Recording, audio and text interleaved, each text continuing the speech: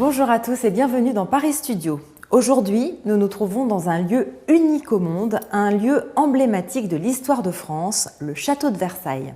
Durant cette émission, j'aurai le privilège d'être en compagnie de sa présidente, Catherine Pégard, avec laquelle nous parlerons du dialogue amorcé dès le XVIIIe siècle entre la France et la Chine autour d'une exposition qui sera l'un des événements phares de la saison culturelle 2024, celle de Versailles à la cité interdite de Beijing. Bonjour Catherine Pégard. Bonjour. Vous êtes présidente de l'établissement public du château, du musée et du domaine national de Versailles depuis 2011. Merci de nous accueillir aujourd'hui dans cet appartement qui était l'appartement de Jeanne du Barry. Oui, en effet, nous avons une chance assez exceptionnelle de nous trouver dans ces lieux qui sont situés au cœur du château de Versailles et pour autant, c'est l'appartement d'une des favorites de Louis XV, de Madame du Barry, qui avait été autorisée par le roi à s'installer ici, non loin de lui, et dans un appartement qui aurait pu être, et qui a été en d'autres temps, l'appartement de princesse. Et elle est donc accédée à un rang qui n'était pas le sien et qui s'exprime notamment dans les dorures de cette pièce, où on peut voir qu'elle vivait dans une fastuosité insigne.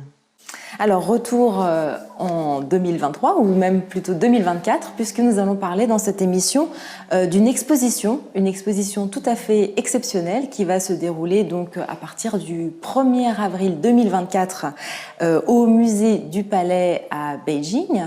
À la cité interdite. À la cité interdite, absolument.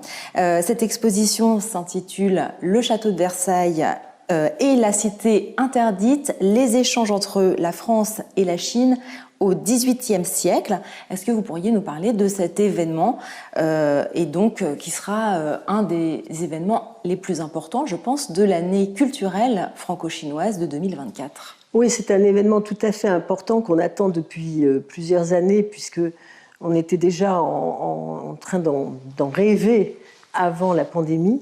Et donc, nous sommes très heureux de voir aboutir ce projet qui va marquer le 60e anniversaire de la relation diplomatique entre la France et la Chine. Et on est tout à fait heureux de continuer ainsi une longue histoire avec la Chine. Cette histoire qui donc a commencé au XVIIIe siècle, où la cour de France, en particulier au début Louis XIV, a été l'un des premiers à envoyer des missions de jésuites pour découvrir la Chine sous tous ses aspects. On pourrait dire, si on voulait employer le langage d'aujourd'hui, que c'était le premier exemple, ou l'un des tout premiers exemples, de la diplomatie culturelle qu'exerce la France.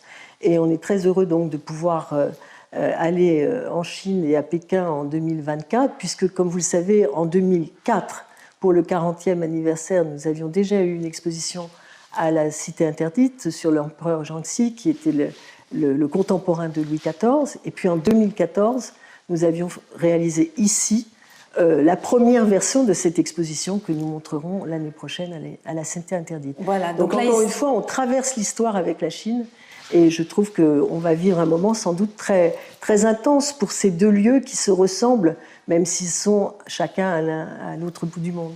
Est-ce que vous pourriez nous parler des objets qui vont être envoyés de Versailles à la Cité interdite? Comment ont-ils été sélectionnés? Est-ce que vous pourriez nous les présenter? Alors, comme vous l'avez remarqué tout à l'heure, c'est vraiment une exposition très exceptionnelle et je n'en déflorerai pas tous les objets, et loin de moi d'ailleurs la capacité de le faire, parce que c'est un travail de très très longue haleine qu'a réalisé Marie-Laure de Rochebrune, qui est conservatrice au château de Versailles et qui va être la commissaire de cette exposition.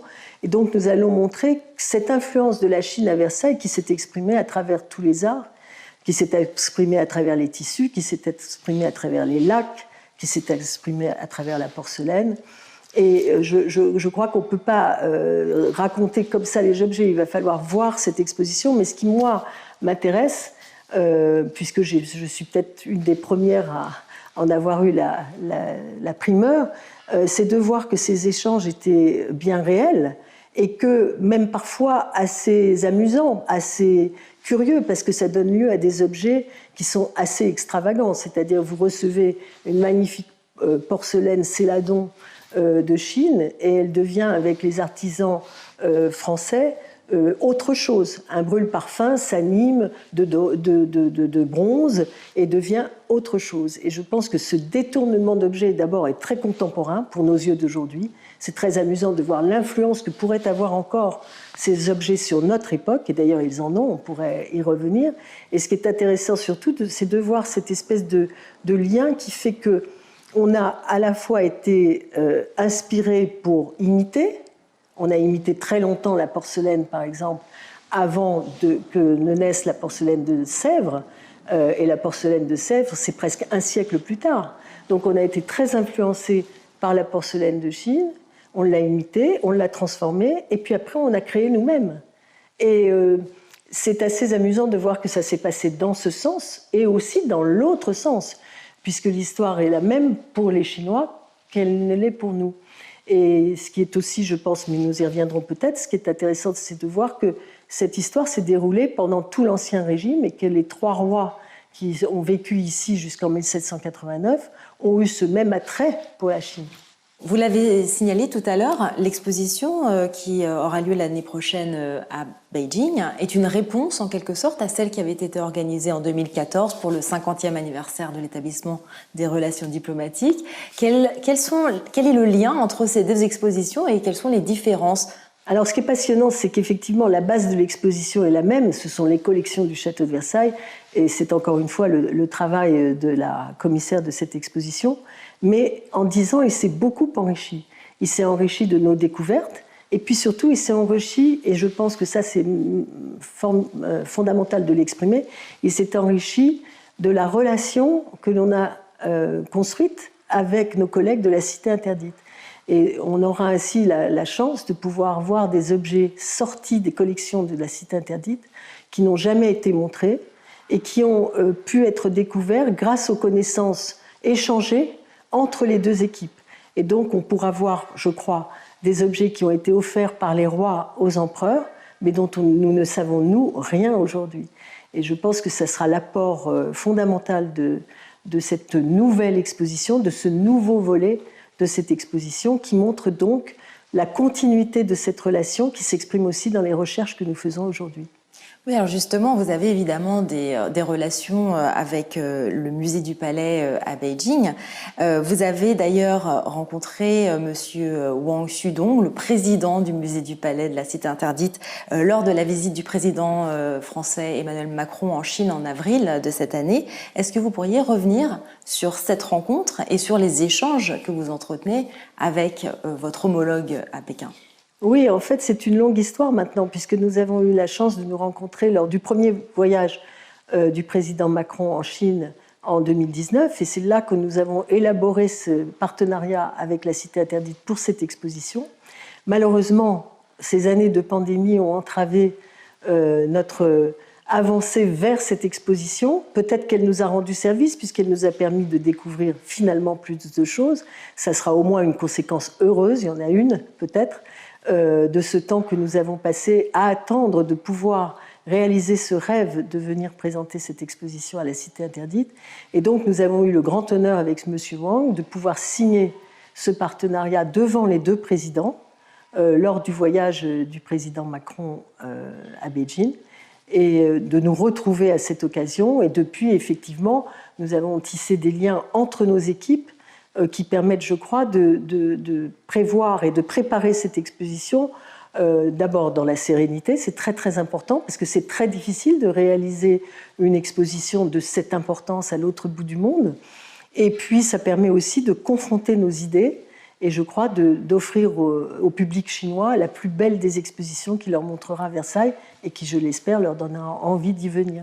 Et également de s'inscrire dans une continuité finalement avec ces échanges entre les rois et les empereurs de Chine dont vous parliez précédemment. Absolument, et je pense que nous sommes 2 pays de très vieille culture qui avons le même sens et le même intérêt sans doute pour la culture, et la culture sur le temps long, et savoir que la culture dépasse au fond souvent les aléas de la politique, les aléas de l'histoire, et que la relation culturelle qu'on peut établir entre 2 pays survit à beaucoup d'heures et de malheurs qui peuvent se produire dans les pays que que nous rencontrons.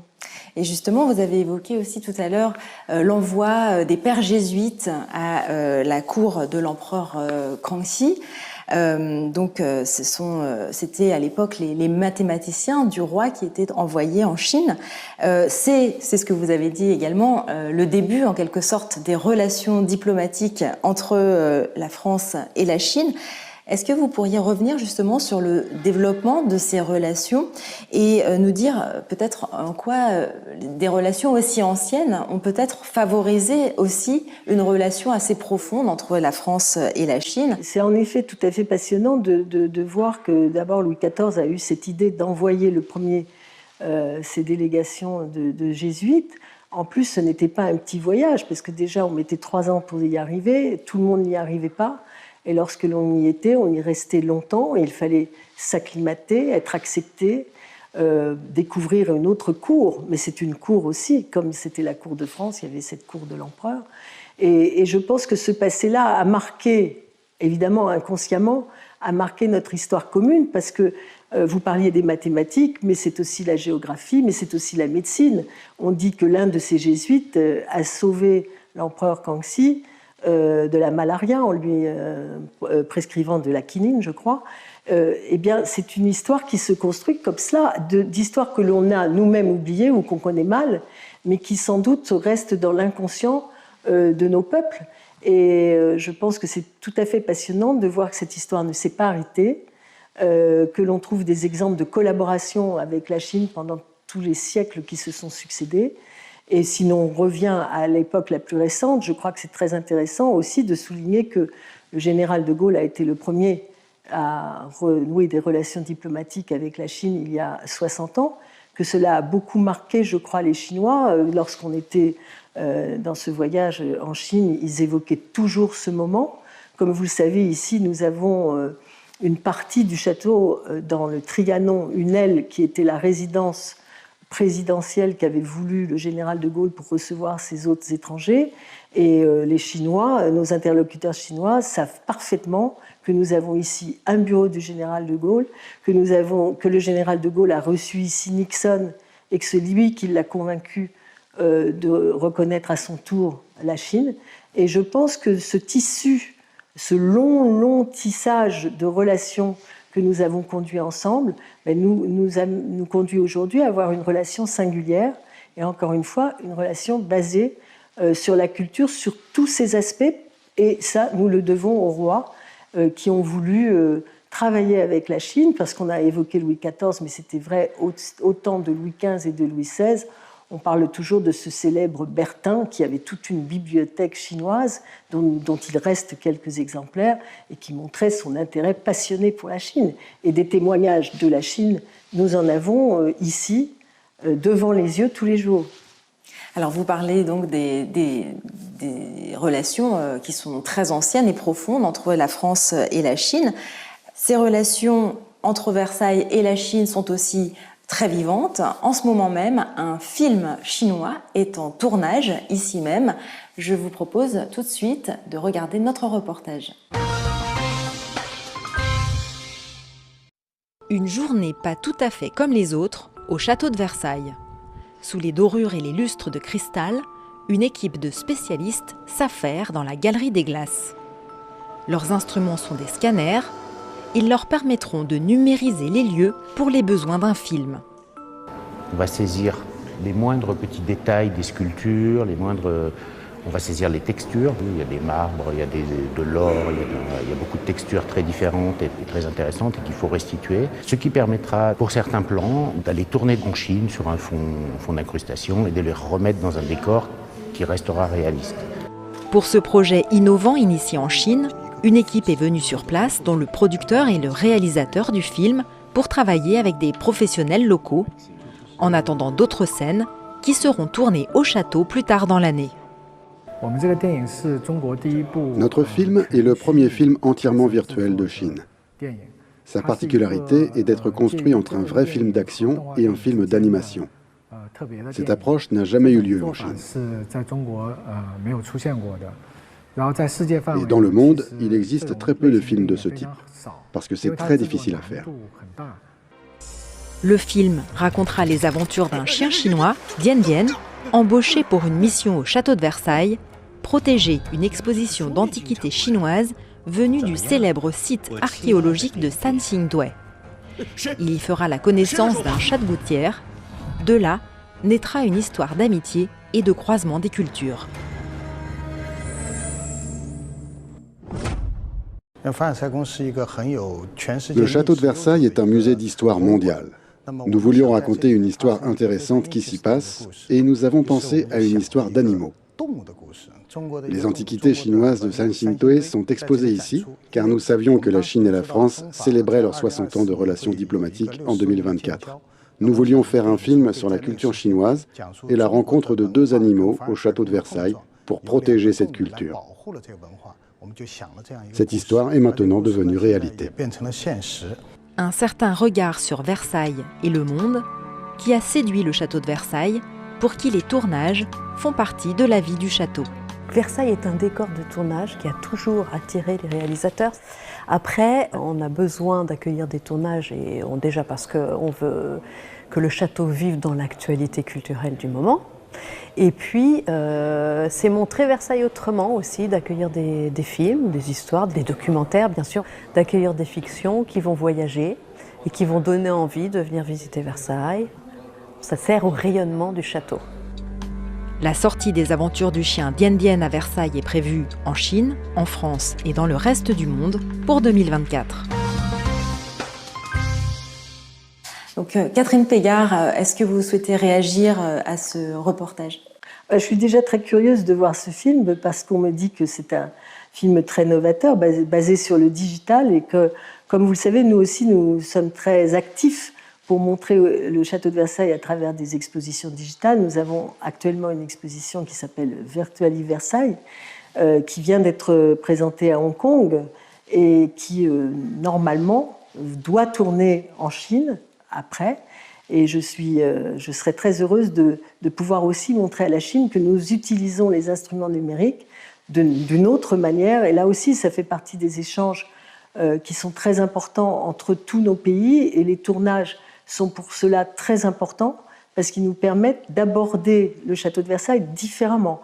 Alors là, nous avons avec la Chine ce rendez-vous virtuel, mais il y a quelque temps, vous n'êtes pas sans savoir qu'il y a eu ici le tournage dans ces pièces, pas dans ces pièces, non, mais dans le château de Versailles, du film consacré à Madame du Barry. Et c'est aussi une manière de regarder le château de Versailles différemment à travers une fiction, mais à travers une fiction qui peut partir dans le monde entier et nourrir l'imaginaire de tous ceux qui, je l'espère, parce que c'est notre but, tous ceux qui voudront venir ensuite confronter la réalité à la fiction. Alors revenons maintenant à notre sujet qui est celui de l'exposition du château de Versailles à la Cité interdite en 2024. Il va falloir donc transporter des objets précieux, fragiles, de Paris à Beijing. Les formalités et les précautions sont sans doute très importantes. Pourriez-vous nous parler des grandes étapes qui vont s'échelonner jusqu'à l'ouverture de l'exposition au 1er avril ? Alors, je ne suis pas la mieux capable d'en parler, mais en même temps, c'est tout simple. Tout cela obéit à un protocole qui est écrit depuis très longtemps avec tous les pays. Comme vous le savez, les échanges se font avec des musées qui donc ont les mêmes impératifs que nous en termes de protection des œuvres, d'hydrométrie. Et donc, tout cela se fait à travers les deux départements de la conservation des deux musées pour transporter les œuvres au mieux et évidemment avec des précautions infinies, puisque ces œuvres sortent très rarement des collections du château de Versailles. Et pour nous, nous sommes aussi heureux de pouvoir les montrer que nous serions malheureux qu'il leur arrive un quelconque accident. Donc je pense que nos conservateurs sont, comme je vous le disais tout à l'heure, tellement habitués à travailler sur leur collection qu'ils en prennent un soin évidemment immense, mais que les conservateurs qui les accueillent ont ce même souci puisqu'ils partagent la même passion. Vous avez évoqué tout à l'heure aussi les similitudes entre le palais de Versailles et celui de la Cité interdite. Je vais citer une phrase de Charles Perrault que vous connaissez certainement. « Ce n'est pas un palais, c'est une ville entière, superbe en sa grandeur, superbe en sa matière », à propos du château de Versailles. C'est une citation qui peut tout de suite évoquer la cité interdite qui, comme son nom l'indique, est une cité à l'intérieur de la ville. Est-ce que vous pourriez revenir justement sur cette similitude qui existe entre la place de Versailles et celle de la cité interdite? D'abord, vous avez tout à fait raison de dire que cette citation de Perrault est totalement adaptée à la cité interdite comme elle peut l'être à Versailles. Et effectivement, quand je connais mal la cité interdite, mais j'ai eu la chance d'y aller quelques fois, et d'y aller en particulier la nuit, ce qui est une émotion tout à fait extraordinaire que l'on peut connaître ici quand on est seul à Versailles. Et c'est là qu'on mesure, je pense, la grandeur de ces lieux, et cette grandeur est comparable, l'importance qu'ils ont eue pour leur pays. Ce sont des lieux de pouvoir qui demeurent des lieux de pouvoir dans l'esprit de ceux qui habitent en Chine comme dans l'esprit de ceux qui vivent en France. Des lieux de pouvoir regardés comme tels par le monde entier. C'est là, ça n'est pas un hasard si c'est à cet endroit qu'on reçoit les autres les plus illustres. Ça n'est pas un hasard si le président Macron a fait cette visite nocturne de la cité interdite lors de son dernier voyage, et nous avions fait la même chose pour le président Xi il y a quelques années lorsqu'il était venu au château de Versailles. Et donc les similitudes, elles sont à la fois, même au-delà des différences évidemment de nos histoires, mais les similitudes, elles sont d'abord dans cette idée que c'est une ville dans la ville, bien sûr, et que la ville se construit autour. Ça a été le cas dans les deux villes. Et puis surtout, cette vie du pouvoir qui tourne autour d'un lieu, la cour de l'empereur, la cour des rois, et après l'histoire qui demeure pour faire vivre ce lieu comme un symbole aux yeux du monde. Et nous sommes les uns et les autres un symbole aux yeux du monde et pour le monde entier. La cité interdite, je crois, est connue dans l'esprit de tous ceux qui en parlent, même lorsqu'ils n'y sont pas allés, et le château de Versailles est aussi unanimement connu. Quand on se déplace, on peut s'en apercevoir à peu près partout dans le monde. Alors pendant environ 600 ans, l'entrée de la cité interdite a été interdite, d'où son nom. Aujourd'hui, on la connaît sous le nom de Musée du Palais. Et c'est un monument historique classé comme tel par le gouvernement central chinois et inscrit sur la liste du patrimoine mondial de l'UNESCO, tout comme Versailles, qui a été elle-même inscrite en 1979. Ces deux sites sont donc de hauts lieux touristiques. Est-ce que vous pourriez nous parler de l'aspect, de la problématique en fait, qu'il y a à préserver à la fois ces importants monuments du patrimoine mondial et tout en accueillant beaucoup de public et en satisfaisant donc la demande du public pour ces lieux très prestigieux? Au passage, c'est une petite différence entre la cité interdite et Versailles, c'est que Versailles a toujours été ouvert au public et qu'il régnait une grande effervescence à Versailles à l'époque des rois, et on peut souligner que les premiers guides touristiques ont été rédigés du temps de Louis XIV pour qu'on puisse venir visiter le château de Versailles. Donc c'est une grande différence. Si on doit chercher des différences, celle-ci existe pour montrer que nous avons eu une expérience du public depuis très longtemps. Aujourd'hui, je crois que nos problématiques sont assez voisines dans le sens de la protection du patrimoine, et je crois que les Chinois sont très soucieux aussi de protéger ce patrimoine de la cité interdite.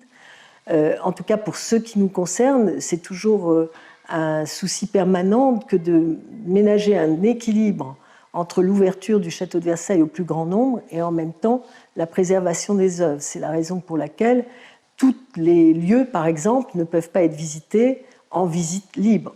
Dans cet endroit où nous sommes, dans cet appartement de Madame du Barry, nous faisons des visites guidées en très petit nombre pour respecter l'exiguïté de ces lieux et leur préciosité.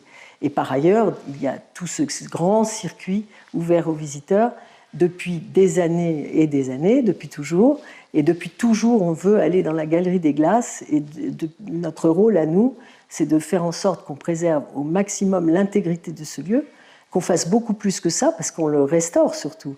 Et on le fait vivre dans son époque, dans l'époque d'aujourd'hui. Et l'époque d'aujourd'hui, c'est que les touristes viennent le visiter, mais en même temps, on en préserve jalousement l'intégrité en multipliant les travaux, les restaurations, les ouvertures, ce qui permet d'ailleurs de faire une offre beaucoup plus diversifiée à ceux qui visitent le château de Versailles. Vous pouvez aujourd'hui passer toute une journée au château de Versailles et vous arrêter à la Galerie des Glaces simplement en quittant le château, mais vous aurez visité les jardins, vous serez allé voir les châteaux de Trianon, et vous aurez fait une visite tout à fait complète, mais extrêmement différente de celle qui se réduirait simplement à la visite des grands appartements du château de Versailles. Donc je crois que dans les années à venir, il faut raisonner en termes d'accueil, rendre les choses les plus confortables possibles pour le public. C'est la raison pour laquelle, par exemple, nous avons maintenant des billets horodatés qui font qu'on attend moins et qu'on vient à un créneau horaire particulier pour visiter le château de Versailles, mais ce qui fait aussi qu'on doit nous-mêmes élargir cette offre de visite, offrir des expériences nouvelles, et je crois que cette tendance, elle est la même dans tous les pays du monde, quel que soit leur patrimoine et quels que soient les objets ou les monuments qu'ils ont à montrer. Alors, 2024, on en a parlé tout à l'heure, sera une année importante pour les relations entre la France et la Chine en raison du 60e anniversaire de l'établissement de leurs relations diplomatiques. Et puis, c'est une année qui sera dédiée au tourisme culturel franco-chinois. Vous, en tant que présidente du Château de Versailles, avez-vous d'autres projets avec la Chine ? Alors, comme je vous l'ai dit, on a déjà cette idée de faire voyager notre exposition virtuelle. Et donc j'espère qu'elle pourra faire plusieurs étapes. Je pense pouvoir annoncer, mais même si pour l'instant rien n'est encore écrit, mais je crois que c'est tout à fait intéressant de pouvoir dire que probablement l'exposition que nous présentons à la Cité Interdite viendra à Hong Kong à la fin de l'année 2024 et que cette même exposition, en accord avec la Cité Interdite, sera présentée au Musée national de Hong Kong à l'automne probablement 2024. Et je pense que ce sera formidable de pouvoir illustrer par 2 fois cette année franco-chinoise, à la fois à Beijing et à la fois à Hong Kong. Et puis nous avons beaucoup de projets de coopération qui peuvent prendre des aspects variés. Ça peut toucher par exemple la formation, des échanges entre conservateurs qui peuvent venir étudier ici un aspect de l'histoire qui les intéresse et nous envoyer de même des collaborateurs du Château de Versailles qui seraient intéressés par une visite particulière. C'est ce que nous faisons déjà, puisque, je vous l'ai dit tout à l'heure, pour l'exposition que nous allons présenter à la Cité Interdite, nous allons bénéficier de ces échanges qui se sont déjà construits entre les équipes, mais je pense qu'il faut les intensifier. De la même manière, nous avons, comme vous le savez aussi, nous avons un opéra royal ici et nous avons maintenant un orchestre, l'orchestre de l'Opéra Royal, qui se propose de faire une tournée en Chine à l'occasion de cette année franco-chinoise. Et de la même façon, bien sûr, nous accueillerons, j'espère, les touristes chinois qui commencent à revenir en France et qui sans doute profiteront de cette année de partage culturel pour venir visiter Versailles et la France. Nous arrivons à la fin de cette émission. Est-ce que vous avez quelques mots que vous souhaitez partager à l'occasion justement de cette année 2024 qui arrive ? L'année 24, elle va être très très intéressante pour nous tous parce qu'il y a cette relation singulière que nous avons nouée avec la Chine il y a 400 ans et qui perdure, et je trouve que ça fait honneur à nos 2 pays de pouvoir l'illustrer ensemble. Mais au-delà de ça, vous savez aussi que ce sera l'année des Jeux Olympiques. Je crois que les Chinois sont très très intéressés par le sport et peut-être qu'il faut aussi leur dire que le château de Versailles va accueillir l'épreuve d'équitation et que ce sera peut-être le moyen de faire un double voyage, c'est-à-dire de visiter, de suivre les épreuves d'équitation à Versailles, de voir l'importance du cheval à Versailles. Et là, on voit à nouveau que tout s'entremêle puisque le cheval était très présent à la cour de France et que le cheval revient à Versailles par une autre voie, par celle des Jeux Olympiques. Et je pense que pour les Chinois qui viendront l'an prochain, je crois qu'il faut leur dire et leur répéter qu'il y aura plein de choses à faire ici à Versailles et aussi à Paris grâce aux JO. Merci Catherine Pégard de nous avoir donné un avant-goût de cette exposition que nous attendons pour l'année prochaine. Et merci à vous de nous avoir suivis. Je vous donne rendez-vous très bientôt pour un prochain numéro de Paris Studio.